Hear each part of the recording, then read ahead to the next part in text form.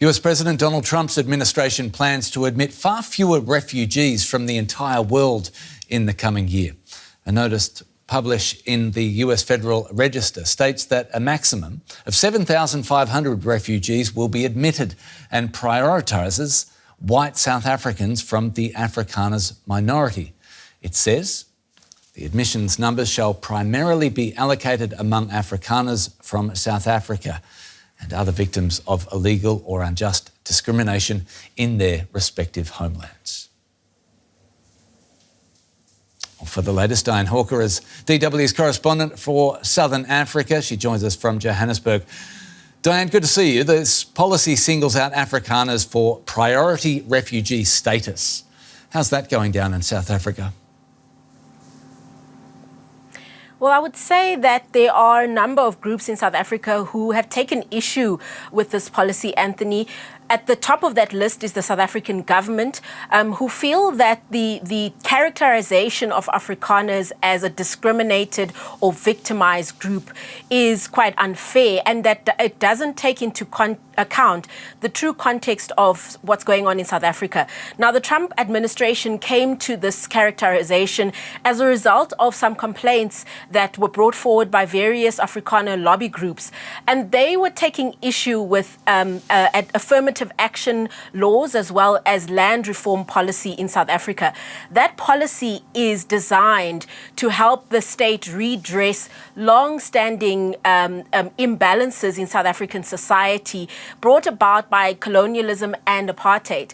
And the South African government feels that it should, first of all, have the right to make its own laws without external intervention from the US government, but also that there are internal processes such as court redress that can actually resolve these issues that were brought forward. There are also Afrikaner groups who are concerned about this characterization. And just last week, a group of I would say, prominent Afrikaans-speaking people wrote an open letter to the US administration saying that they don't agree with this characterization. In fact, they say that to cherry pick white suffering and elevate it above others is dishonest and harmful, and they do not want to be used as pawns in America's culture wars. That's a quote from that letter. So they feel quite strongly that the Trump administration has kind of taken this information from these lobby groups and run with it without having a true understanding of what's going on in South Africa. Of course, there are various issues of inequality and crime here, which are amongst the issues taken to the US administration, but they're not issues that only affect the Afrikaner community. Yeah, President Cyril Ramaphosa publicly rejected these accusations in the White House earlier this year. What then does this latest move do to US-South African relations? Well, I would say that it potentially puts the relations in an even more precarious position, because the South African government has really been at pains to try and negotiate with the Trump administration and try to get them to understand their position. It seems that a lot of those pleas are falling on deaf ears. You mentioned that meeting that Ramaphosa had at the White House. He took along a number of other prominent South African business people and people that he felt that President Trump would listen to. But it doesn't seem that that really changed the tone of the discussions between South Africa and the US.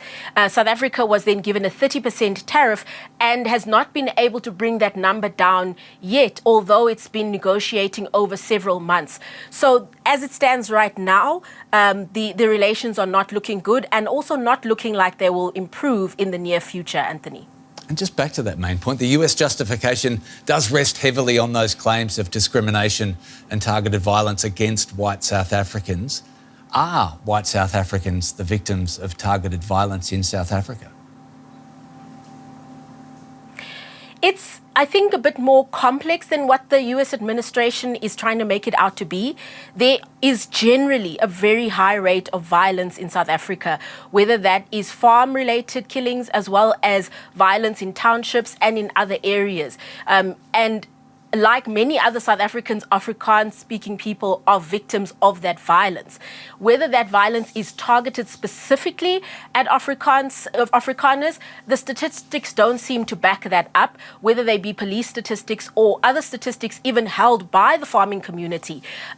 A few months ago, for example, I visited a memorial where farm murders were noted, and there are also black people's names noted amongst those farm murders. So it is a crime that is affecting a broad spectrum of South African society. And that's one of the things that the South African government would like the Trump administration to acknowledge. And I think it is something that is, a valid point to put forward because many South Africans live in fear of violence, regardless of whether they are Afrikaans people or people from a variety of different backgrounds. DW's Dianne Hawker from Johannesburg. Thanks so much.